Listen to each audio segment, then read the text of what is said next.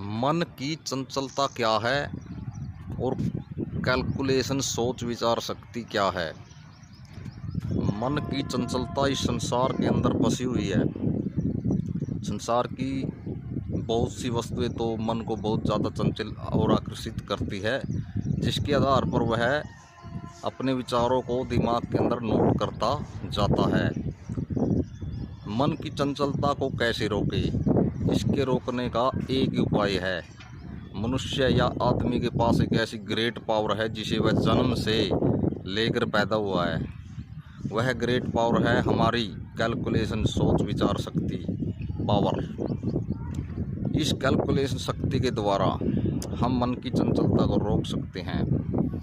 हमारे अंदर ऐसा दृढ़ विश्वास पैदा करो कि जब भी कोई वस्तु हमारे सामने आए या हम किसी वस्तु या विचार के बारे में सुने तो कैलकुलेशन शक्ति के द्वारा उस पर अच्छी तरह एक्सप्लेनेशन व्याख्या और उसका निरीक्षण करके अच्छे तौर पर निरीक्षण करके फिर अपने कर्म का हाथ पाँव मन वचन से फिर अपने कर्म का निर्माण करो। आगे जीवन जीने का ढंग है ये। मतलब कि कैलकुलेशन शक्ति के द्वारा सोच विचार करने के बाद ही अपने जीवन का आगे विस्तार करना है।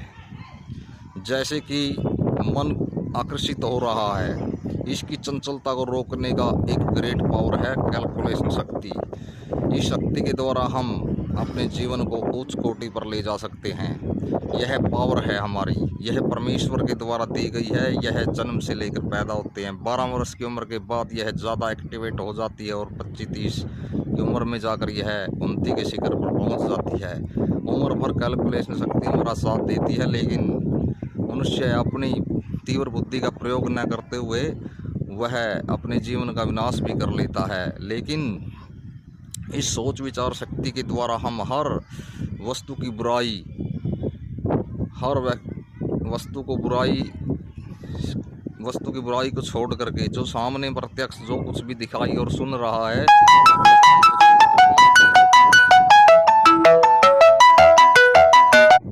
उसकी बुराई को छोड़ करके हम अपने लक्ष्य पर पहुंच सकते हैं।